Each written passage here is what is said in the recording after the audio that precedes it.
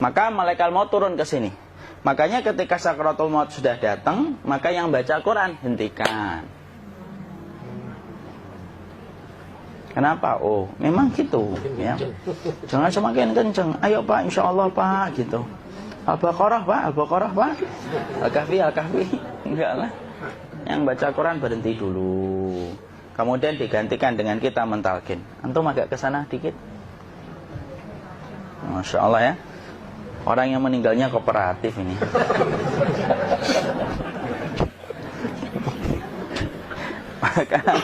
maka agak ke sini aja. Maka disunahkan kita untuk mentalkinnya. Nanti ketika mentalkin jangan terlalu sering, jangan terlalu membebani. Jangan terlalu sering itu la ilaha illallah, la ilaha illallah. Enggak gitulah. Berat nanti dia ngerasakan. Di situ Imam Qurtubi juga menyampaikan, jangan terlalu sering karena itu memberatkan dadanya. Jadi ketika mentalkin, saya sampaikan, boleh diganti atau enggak Ustaz? Enggak lah, talqin itu ibadah. Ibadah itu tauqifiyah. Tauqifiyah itu enggak usah diganti.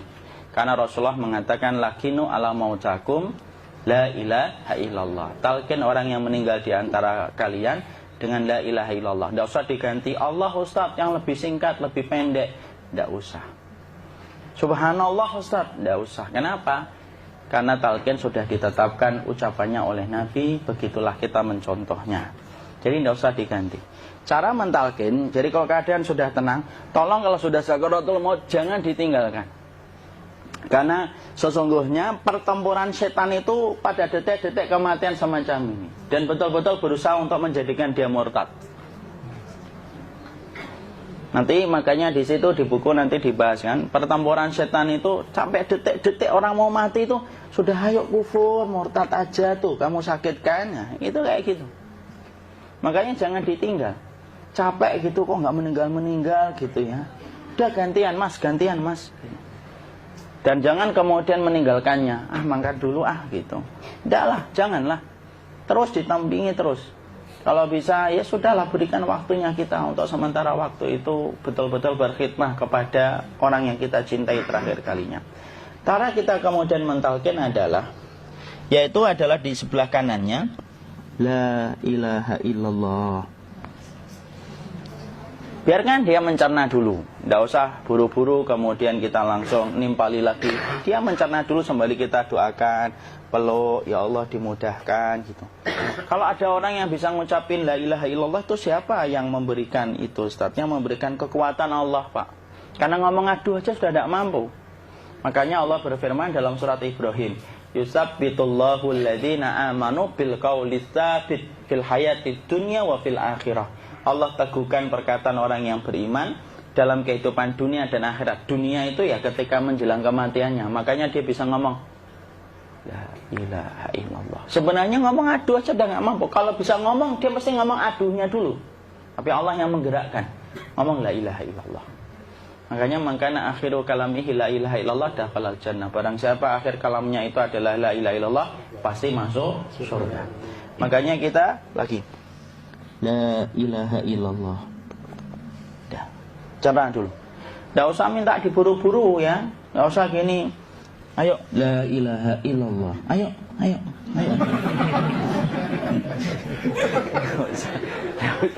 Enggak usah gitu. Ya, biarkan dia pelan-pelan gitu. Ayo tapak, ya Allah capek saya Pak. Enggak usah gitu.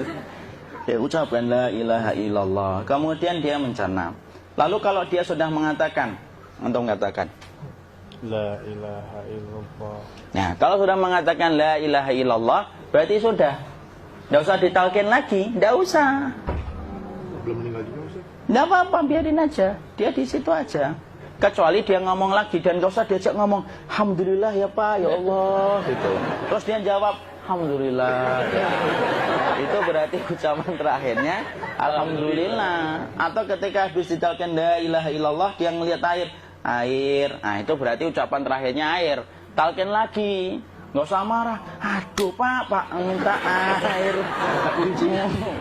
Mau minta air nanti aja dikubur gitu loh. Jangan gitu. Biarin aja. Jangan kemudian setelah la ilaha illallah La ilaha illallah. Terus, ayo tutup, awas ya ngomong lagi ya. Nggak usah gitu juga. Maka kemudian setelah la ilaha illallah sudah, nggak usah diajak ngomong gitu.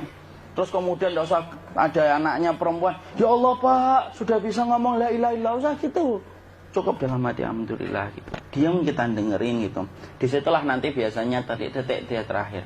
Dia nanti ngeliat di sini Pak, prosesnya itu nanti kaki langsung sebagian jempol dingin dia. Kaki, telapak kakinya langsung kalau kita geningkan dingin kayak kaki yang kena AC langsung. Kemudian dia langsung ningkup gini, dikit dia, mulai kaku dia. Atau kalau enggak, gini dia. Langsung kayak jatuh, kayak kepala nanti yang paling terakhir, kepala itu pasti ada gerakannya Pak. Ini meninggal itu. Pasti gitu. Pasti gitu. Karena apa? Sudah tidak ada beban ruh yang menahannya. Ya, cabut ya, set pelan, maka kemudian malaikat itu. Tapi tetap sakit lah. Walaupun dikatakan ringan, tetap sakit.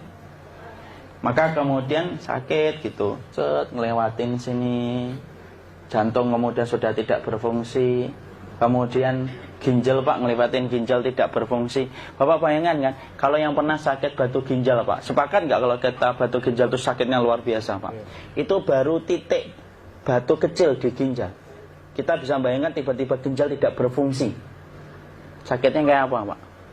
Tiba-tiba ginjal nggak berfungsi, pankreas naik, kemudian tek jantung. Jantung ini dia masih hidup dia, di sininya masih hidup walaupun jantungnya sudah berhenti. Naik.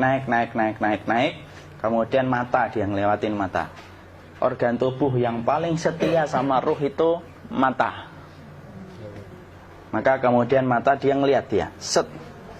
Ngelihat set keluarnya, set naik dia. Ya dilihat ini sama dia. Makanya Rasulullah mengatakan innar ruha idza qubida tabi'ahul basar. Ruh itu kalau dicabut, mata itu ngikutin kemana perjalanan ruh itu. Makanya ada yang meninggalnya gini. Ya itu bukan tanda su'ul khatimah. Itu tanda fitrahnya mata ngikutin ruh. Atau kemudian bukanya sedikit. Ada yang kayak senyum Pak. Ada yang kesini yang keringetan. Nah, itu tanda husnul khatimah. Ada yang senyum. Jadi sakitnya setelah selesai itu plong gitu loh. Makanya kemudian ada yang tersenyum. Maka itu tanda. Kalau kita ngelihat orang yang membuka mata kayak gini, tidak usah takut. Cepat-cepat kemudian kita nanti tutup. Biasanya kalau terlalu lama, itulah yang menjadikan ini tidak bisa ditutup. Makanya harus pakai kapas akhirnya. Karena apa?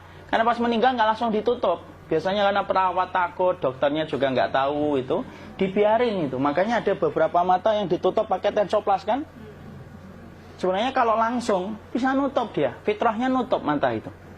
Jadi kemudian kita baca Allahumma firlahu warhamhu wa'afihi wa'fu'an wa ta bismillah wassalatu wassalamu ala rasulillah, tutup. Bismillah. Tidak usah takut. Kecuali buka lagi ya, ini baru kita kabur bareng. Kalau buka lagi Pak, insya Allah Pak, ya Allah ya kita kabur bareng-bareng Pak.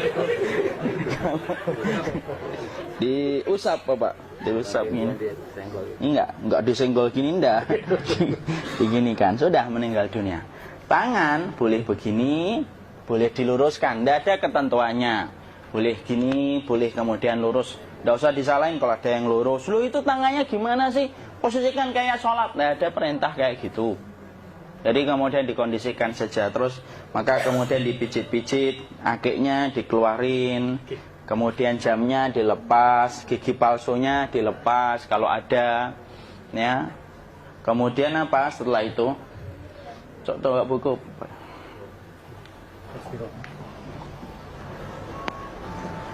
Kemudian kalau bisa awal-awal kemudian taruh buku atau sesuatu yang agak berat di perutnya ketika baru meninggal dunia. Kenapa kemudian ditaruh kayak gini? Bukan apa-apa, supaya membantu sisa-sisa pencernaan dia untuk keluar. Nanti Pak, biasanya kalau kita taruh agak yang berat gini atau kemudian kita gini-gini kan, ini udah makan belum Maki? Udah makan belum makan kok udah gede ya? Maka pencet-pencet kayak gini biasanya nanti ketika dimandikan, nah pas dimandikan diginikan saja. Aduh. Nah ini dia sudah keluar di belakang, dia gini. Terus nanti keluar dia. Nah ini keluar langsung di belakangnya. Dan memperlakukan orang kalau sudah meninggal dunia itu yang lembut gitu. Kenapa? Inna kasra admil mayyiti kakasri admil hayyi. Mematahkan tulangnya ketika orang sudah meninggal dunia itu lebih dia rasakan sakit ketika mati daripada ketika masih hidup. Tuh Islam itu sampai sama orang mukmin itu kalau sudah meninggal aja sampai selembut itu. Kok hidup kasar itu kebangetan dia jadi orang itu. Mau sampai orang mati itu kemudian disuruh yang lembut. Kalau ada aib disuruh nutup, tidak boleh diceritain. Misalkan di belakangnya beliau ini ada tompel, gagah-gagah tompelnya gede gitu. Tidak boleh cerita, Masya Allah loh. Sampai segitunya sunnah itu ngajarin kita untuk nutup aib. Kalau ada orang belajar sunnah sukanya buka aib, nyari-nyari kesalahan orang. Sunnah yang mana dia pelajari itu saya bingung. Makanya kemudian gini, setelah selesai maka kemudian tutup dengan kain. Maaf ya, ya. Ya. Nanti kalau nggak kuat napas ngomong ya. Maka ditutup kayak gini, ditempatkan kemudian jangan di tanah tapi di atas dipan. Karena apa? Syekh Abu Malik Kamal Said Salim dalam Sahih Fikih Sunnah menyampaikan supaya tidak cepat busuk. Dia taruh di atas. Kemudian ditutup pakai kain apa saja. Ya, sembari nanti kita mempersiapkan tempat mandinya, tempat kafannya dan yang lain sebagainya. Maka kemudian kalau ada yang datang boleh dibuka. Kemudian kita mencium ininya apa? Kemudian keningnya. Kemudian kita berdoa, nutup lagi kayak Rasulullah ditutup, kemudian yang datang terakhir itu salah satunya Abu Bakar. Dibuka kemudian beliau, ya Allah ya Rasulullah, engkau adalah orang yang percaya hidup dan matimu, dan tidak mungkin Allah itu mematikan engkau 2 kali ya Rasulullah. Maka kemudian ditutup kembali. Saat itu para sahabat dalam keadaan mendung semuanya. Maka disitulah kita lakukan kayak gini. Ditutup gini ya. Kasihan tidak bisa napas, insya Allah tidak butuh napas lagi. Jadi kemudian kita semacam ini kita persiapkan apa yang bisa kita lakukan. Nah itulah proses kematian dari sakit sakaratul maut sampai kematian.